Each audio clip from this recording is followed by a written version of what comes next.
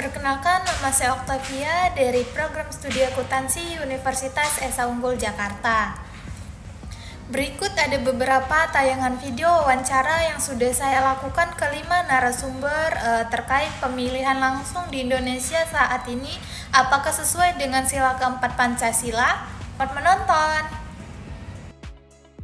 Baik, di sini sudah ada dengan Pak Ayu yang akan menyampaikan pendapat beliau tentang sistem pemilihan langsung di Indonesia.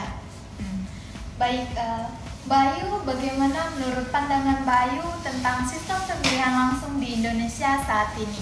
Oke, pemilihan sistem langsung di Indonesia itu menurut saya merupakan langkah besar dalam demokrasi ya. Rakyat diberi hak untuk memilih seperti tingkat nasional, presiden, wakil presiden maupun tingkat daerah, yaitu gubernur, bupati, wali kota.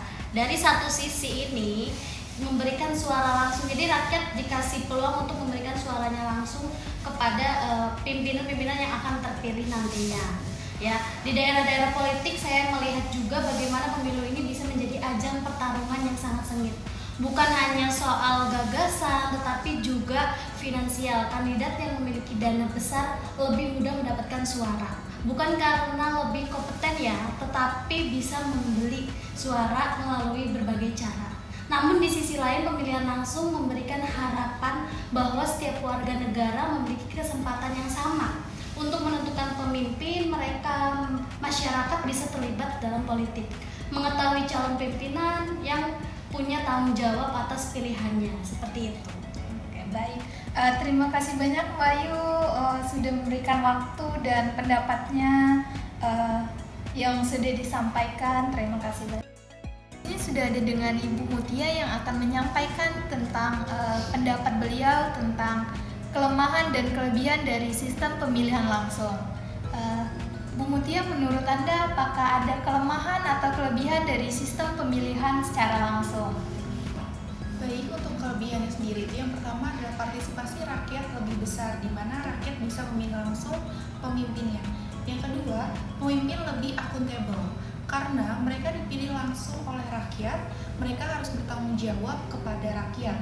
Yang ketiga adalah demokrasi lebih hidup, di mana masyarakat lebih sadar akan hak politik mereka. Untuk kelemahannya sendiri, yang pertama ada biaya yang tinggi, di mana pemilu langsung membutuhkan dana yang sangat besar dari APBN atau APBD, dan juga kandidat yang harus mengeluarkan banyak biaya untuk kampanye tersebut. Yang kedua, politik uang haram, yaitu banyak kasus di mana pemilih menerima uang atau bantuan sembako untuk memilih kandidat yang tertentu. Yang ketiga adalah polarisasi sosial, di mana pemilihan langsung seringkali membuat masyarakat terpecah antara pendukung calon A dan calon B, bahkan bisa menimbulkan konflik. Yang keempat, yaitu pemimpin tidak selalu yang terbaik, karena pemilu sangat bergantung pada popularitas dan juga kekuatan finansial. Terkadang yang terpilih bukan yang paling kompeten. Mungkin itu saja kelebihan dan kekurangan dari pemilihan langsung. Oke, baik, terima kasih banyak Bu Mutia atas waktunya.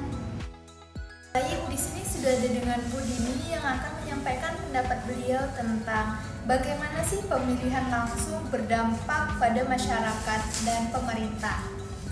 Baik, Bu Dini, bagaimana sih menurut pendapat Bu Dini sendiri tentang pemilihan langsung mempengaruhi masyarakat dan pemerintah di saat ini?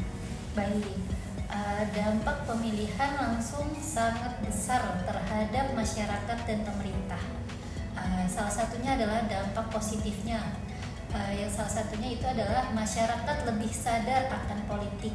Yang kedua, meningkatkan partisipasi dalam demokrasi. Yang ketiga, mendorong pemimpin lebih akuntabel kepada rakyat. Di sisi lain juga terdapat dampak negatifnya. Salah satunya adalah masyarakat terpecah akibat fanatisme politik. Yang kedua adalah hoax dan kampanye hitam semakin marak. Yang ketiga, pemimpin sering lebih sibuk dengan citra dan elektabilitas daripada kerja secara nyata. Dalam beberapa kasus yang saya lihat, bagaimana pemilu bisa mengubah hubungan sosial, keluarga bisa terpecah karena perbedaan politik, teman bisa berseteru hanya karena mendukung kandidat yang berbeda. Ini adalah sesuatu yang harus kita perbaiki ke depannya. Karena pada akhirnya demokrasi harus membawa persatuan bukan perpecahan. Terima kasih Bu Dini atas pendapat yang sudah disampaikan. Terima kasih banyak atas waktunya, sudah meluangkan waktu untuk menyampaikan pendapat untuk. Selamat malam Mbak Ira. Selamat malam. Terima kasih Mbak Ira sudah menyempatkan waktunya untuk hadir di Zoom yang saya buatkan untuk menyampaikan pendapat Mbak Ira tentang apakah sistem pemilihan secara langsung masih sesuai dengan prinsip demokrasi dan sila keempat dari Pancasila. Menurut pendapat Mbak Ira sendiri, bagaimana sih sistem pemilihan secara langsung masih sesuai dengan prinsip demokrasi dan sila keempat dari Pancasila saat ini? Seperti ini ya, secara prinsip menurut saya pemilihan langsung masih sejalan dengan demokrasi karena demokrasi pada dasarnya dari rakyat, oleh rakyat, dan untuk rakyat kan, seperti itu. Tapi kalau dikaitkan dengan sila keempat Pancasila, ada sedikit kontradiksi nih.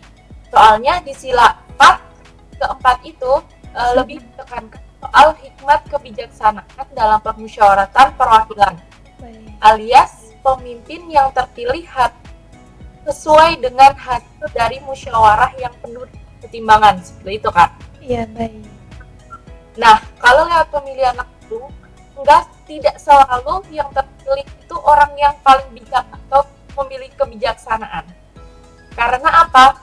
Karena bisa jadi malah yang paling terkenal atau populer yang punya finansial lebih kuat itu akan lebih terpilih, seperti itu. Selain itu, pemilihan langsung lebih mengandalkan suara terbanyak, bukan musyawarah buat mencari kesepakatan sama, ya kan? Di beberapa negara itu dipilih lewat sistem perwakilan. Jadi ada proses diskusi dan pertimbangan yang lebih matang sebelum akhirnya diputuskan menjadi wakil atau perwakilan negara. Jadi walaupun pemilihan langsung terlihat demokratis, sebenarnya belum tentu benar-benar sesuai sama nilai musyawarah. Karena musyawarah dan kebijaksanaan yang ada di sila keempat Pancasila. Makanya tetap butuhkan edukasi politik dan sistem pengawasan agar lebih sesuai dengan yang diharapkan, seperti itu. Baik, terima kasih Mbak Ira sudah menyempatkan waktunya untuk menyampaikan pendapat tentang sistem pemilihan secara langsung masih sesuai atau tidak dengan prinsip demokrasi saat ini dengan sila keempat dari Pancasila. Terima kasih banyak Mbak Ira atas waktunya. Sama-sama, Kak. Malam Bu Dela. Ya, selamat malam juga. Terima kasih Bu Dela sudah meluangkan waktunya untuk hadir di dalam Zoom yang saya buatkan untuk membahas tentang sistem alternatif pemilihan secara langsung saat ini di Indonesia. Menurut Bu Dela sendiri, apakah ada sistem alternatif yang lebih baik untuk diterapkan di Indonesia saat ini? Baik, Bu Dela dipersilakan untuk menjawab. Menurut saya tidak mengatakan bahwa pemilihan langsung harus dihapus, tetapi ada beberapa alternatif yang bisa dipertimbangkan. Yang pertama, ada sistem pemilihan tidak langsung atau melalui DPR atau DPRD. Para anggota DPR atau DPRD memilih kepala daerah atau presiden. Ada biaya pemilu lebih murah, mengurangi politik uang di tingkat masyarakat. Beresiko menjadi politik transaksional dan parlemen. Lalu yang kedua ada sistem pemilihan campuran. Pemilihan langsung tetap untuk presiden dan gubernur, tetapi bupati dan wali kota dipilih oleh DPRD. Yang bertujuan mengurangi beban biaya politik di daerah, menghindari politik uang di masyarakat. bisa menimbulkan korupsi di parlemen atau adanya politik dagang sapi. Lalu yang ketiga dan yang terakhir ada reformasi pemilihan langsung, edukasi politik lebih kuat untuk masyarakat, regulasi lebih ketat terhadap politik uang dan kampanye hitam. Penguatan partai politik agar kandidat yang maju lebih berkualitas. Mungkin saja yang itu bisa saya sampaikan. Oke, baik. Terima kasih banyak Bu Della atas pendapat yang sudah diberikan. Terima kasih banyak sudah meluangkan waktunya untuk hadir di dalam Zoom yang sudah saya buatkan. Terima kasih banyak Bu Della. Selamat malam. Jadi, kesimpulan yang dapat kita ambil dari beberapa narasumber yang sudah saya wawancarai dapat kita simpulkan bahwa pemilihan langsung masih relevan dalam demokrasi Indonesia, tetapi ada banyak hal yang perlu diperbaiki. Jika tidak ada reformasi, kita akan terus memiliki masalah politik uang, polarisasi, dan pemimpin yang terpilih berdasarkan popularitas bukan kompetensi. Kalau ditanya apakah sistem ini masih sesuai dengan keempat Pancasila, saya merasa iya, tetapi tidak sepenuhnya. Demokrasi langsung memberikan suara kepada rakyat, tetapi kurang mencerminkan aspek dalam musyawarah dan kebijaksanaan. Oleh karena itu, perlu ada inovasi atau perbaikan agar sistem pemilu kita lebih baik dan lebih sesuai dengan semangat Pancasila. Sekian pemaparan yang dapat saya sampaikan dari tugas pendidikan Pancasila. Sekian dan terima kasih.